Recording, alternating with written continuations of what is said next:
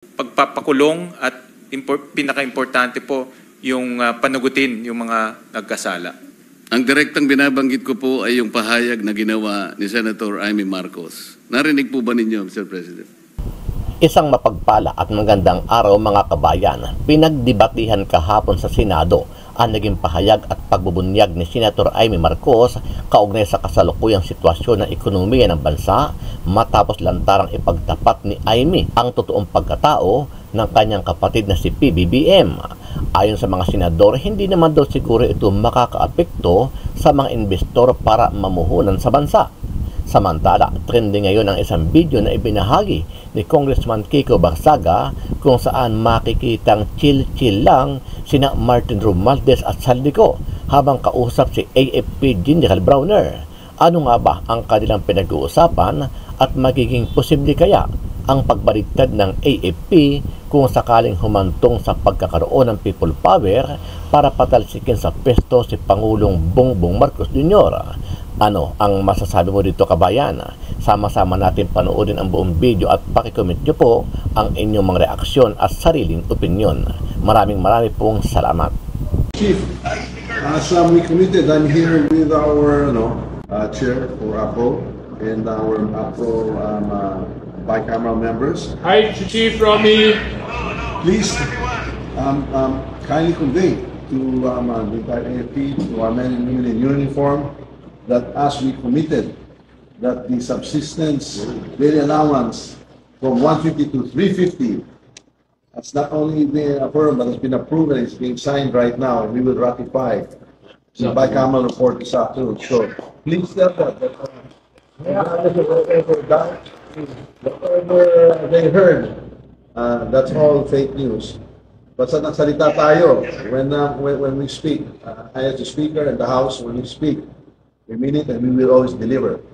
You are top priority, sir. Please tell the men in the AFP, top priority po kayo, and we are fully committed to support all of you and to keep your morale high and to always take care of you. Please convey that. Mabuhay ang AFP. Mabuhay kayo lahat. Okay.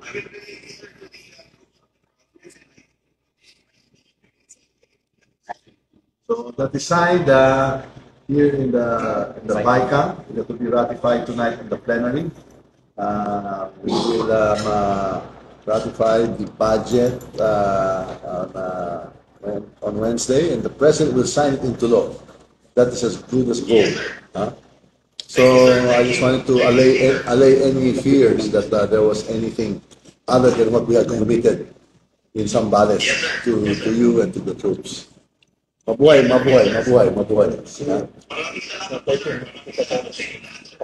We look forward to our fellowship on the 13th. Aguinaldo. Okay. Mabuhay. Merry Christmas to all. Thank you. Thank you. Yes. More will be coming. We'll be looking for more ways to support the troops. Assure them. We assure them more for next year as well. Thank you.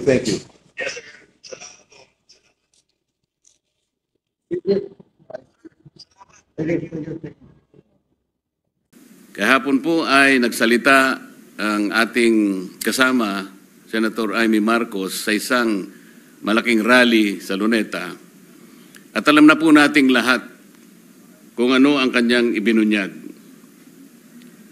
Ano po ang magiging epekto nito sa pinag-uusapan nating kumpiyansa at katatagan ng ating bansa? Ang pinag-uusapan po kasi ay hinahanap natin ang transparency, ang accountability at justisya sa ating bansa. Nagkakaroon po ng pagpapahayag. Ano po ang nakikita ng ating economic cluster sa bahaging ito at pangyayaring ito, Mr. President? I think ang issue ho dito ay yung accountability at yung mga taong hustisya, justice, accountability, at yung mga taong dapat managot. Kaya ho, importante yung actions ng administration kung paano nila pananagutin itong mga taong sangkot sa issue ng flood control at corruption. Kaya talagang tinitignan din. Ako, pag nanonood po ako ng mga international news, ang focus talaga dito sa corruption issue. At kahapon nakita ko sa yung DW, yung German news agency, nakita ko sa Reuters, nakita ko po sa South China Morning Post, marami ho ay focus on corruption. So kung nababasa po ito ng mga dayuhan or international investors, ay yun talaga ang magiging issue. At tinitingnan rin nila kung paano ang gobyerno ho nating re-responde.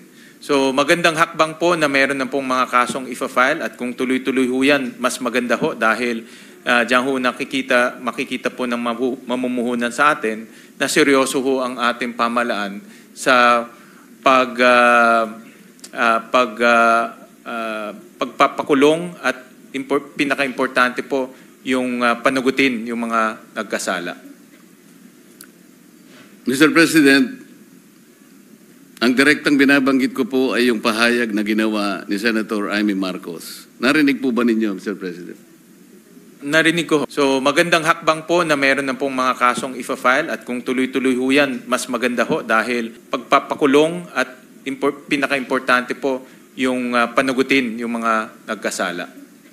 Babalikan ko po, Mr. President, yung naudlot na pagtatanong ko tungkol sa Maharlika Investment Fund. Kasi hindi ko po naituloy sapagkat maging tradisyon po na kailangan po nating i-close ang interpellation dahil nga po sa pagpanaw ng ating dating senador at dating Pangulo ng Senado, Juan Ponce Enrile. Mr. President, sa Republic Act 11954, ito nga po yung Maharlika Investment Fund. Sa Section 52 po ay sinasabi na there shall be created a Maharlika Investment Fund Joint Congressional Oversight Committee, MIFJCOC, to oversee, monitor, and evaluate the implementation of RA number 11954. Meron na po ba tayong MIFJCOC, Mr. President? Meron na ho, na constitute na po. Meron na po ba tayong naging ulat, Mr. President, considering na ito pong MIF ay atin pong napagtibay 2 taon na ang nakararaan?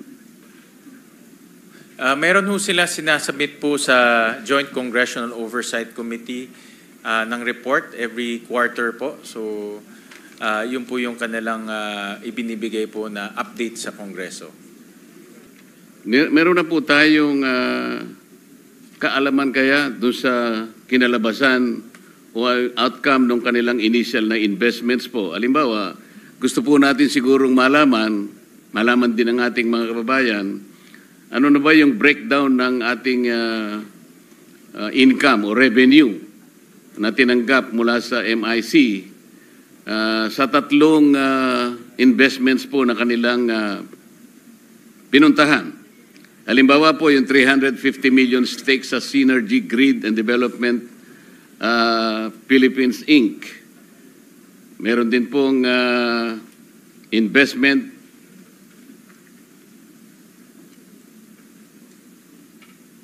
ito po yung bridge loan to Makilala Mining Company Inc. Gusto po nating malaman kung ano pong ganansya, ano pong naging pakinabang dahil sa Section 53 po nitong batas na ito na gumawa sa MIF, sinasabi po, right to freedom of information of the public. All documents of the MIF and the MIC shall be open, available, and accessible to the public as may be allowed by law. Importante po siguro na malaman natin kung meron ng naging pakinabang po ang ating mga mamamayan dito sa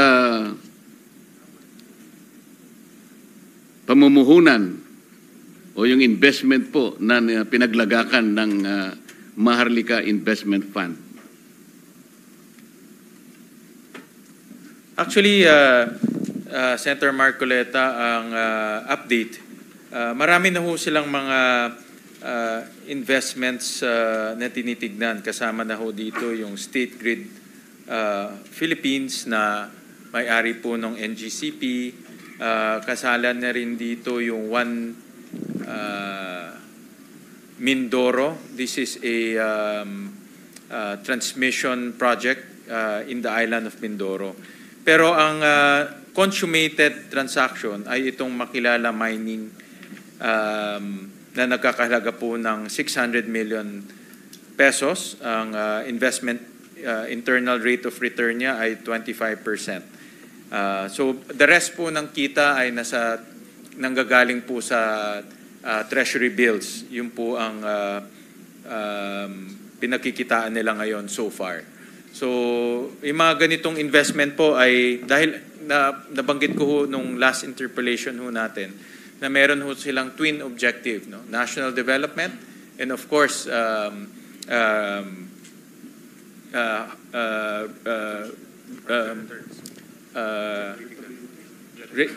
generating the returns for of course for the Filipino people. So yun po yung kanilang twin objectives. Kaya nagiging maingat rin ho sila na hindi lang papasok sa mga investments. Marami hong investments, hindi ho mawawalan ng investments in fact. Pero kailangan importante ho na dalawang objectives nila ay makamit. No? National development and rate of return for the Filipino people.